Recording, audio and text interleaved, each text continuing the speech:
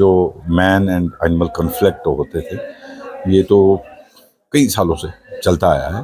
लेकिन थोड़ा हमने असेंबली में भी इस पे बात उठाई कि जो ज़ख्मी हुए हैं, जिनकी डेथ हुई है, उनको अभी तक वो पेमेंट हेल्ड अप हुई थी।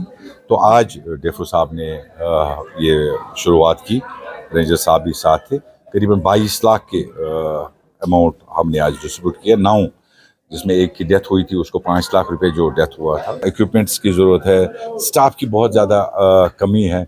अगर वो प्लान इम्प्लीमेंट हो जाएगा तो मुझे लग रहा है कि ये जो केसेस है ये इससे बहुत बच जाएंगे। इसमें जोन्स के हिसाब से जो इन्होंने किया है, अगर स्टाफ इनके पास होगा, अवेयरनेस कैंप्स हो जाएंगे, तो मुझे लग रहा है ये कॉन्फ्लिक्ट, मैन एंड एनिमल जो कॉन्फ्लिक्ट है, इससे हम कम हो जाएगा। और जितने भी पेंडिंग केसेस हैं, सुहेल साहब ने कहा, मैंने इनको कहा कि जितना जल्दी हो सके जितने भी पेंडिंग इश्यूज हैं उनको भी हल करें। तो ऑब्वियसली सरकार जब आती है, इससे लोगों की सरकार, चुनी हुई सरकार जब होती है, तो लोगों का ही काम करना होता है, वो लाजमी है हमारे लिए। ये एक्चुअली हमारा, जो आपको पता होगा, जो मैन एनिमल इंटरेक्शन होती है, जो प्रोटेक्टेड एरिया हमारे जैसे वाइल्ड लाइफ सेंचुरी है, नेशनल पार्क है और कुछ कंजर्वेशन रिजर्व्स है, उसके आसपास जो लोग हैं बसते हैं, जो फ्रिंज एरियाज़ में लोग बसते हैं, वहाँ पे अक्सर आपने देखा होगा कि मैन एनिमल इंटरेक्शन होती है। जानवर कभी बाहर निकलता है, बाग में निकलता है, या इंसान कभी जंगल के अंदर जाता है कुछ काम करने के लिए, तो वहाँ तसादुम में कोई ना कोई कन्फ्लिक्ट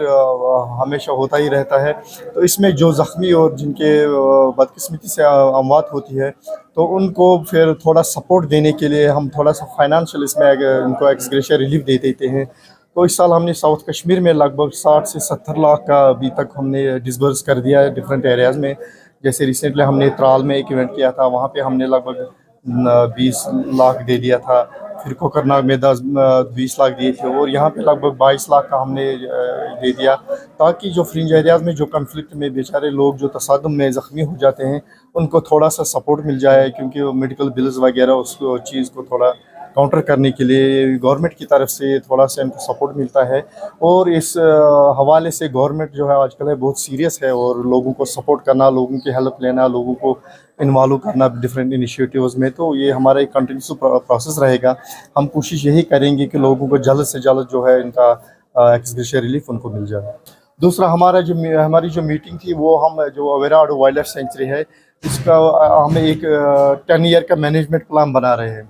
तो ये जो रिसेंटली हमारे जो ministry of environment and forest new Delhi है, वहाँ से कुछ गाइडलाइंस आई है, और गाइडलाइंस में जो मैनेजमेंट प्लान का उन्होंने गाइडलाइंस दिया है कि इसमें जो लोकल लोग हैं वहाँ या जो वहाँ पे लोकल जो पब्लिक रिप्रेजेंटेटिव्स है, उनको ध्यान में लेके उनके साथ डिस्कस करके एक मैनेजमेंट प्लान बनना चाहिए। क्योंकि अभी तक तो हमारे यहाँ पे एक एनुअल प्लान बनता था, साल में हम क्या काम करेंगे, और साल के लिए वो प्लान बनता था, और वो काम फिर ख़त्म होता था साल के बाद। तो इस साल पहली बार हमने जो अवेरा आडो वाइल्ड लाइफ सेंचुरी का एक साइंटिफिक और 10 ईयर का प्लान बनाया है, जिसमें बहुत सारी चीज़ें हमने थीम प्लान्स रखे हैं, जिसमें जैसे बाउंड्री प्रोटेक्शन है, पाउचिंग के लिए, पाउचिंग कंट्रोल करने के लिए। दूसरा जो है, हमने अहम चीज़ इसमें रखा है प्रोटेक्टेड एरिया की जोनेशन के लिए, या इको टूरिज़म के लिए, या कैरिंग कैपेसिटी स्टडी करने के लिए, और हैबिटेट मैनेजमेंट के लिए। डिफरेंट कैटेगरीज़ पे हमने एक 10 ईयर का प्लान बनाया है, जो हम अगले 10 साल के लिए कौन कौन से वर्क्स, कौन कौन से इनिशिएटिव्स हम ले रहे हैं, तो वो उसमें पूरा डिस्कस हुआ आज। और एमएलए साहब जो बाकी पब्लिक रिप्रेजेंटेटिव्स आए थे, एक्स सरपंच वगैरह, तो उन्होंने बहुत ही एश्योरेंस दी और बहुत खुश हो गए प्लान से। तो उनका भी जो सजेशंस थे वो भी हमने इंक्लूड कर दिए इसमें।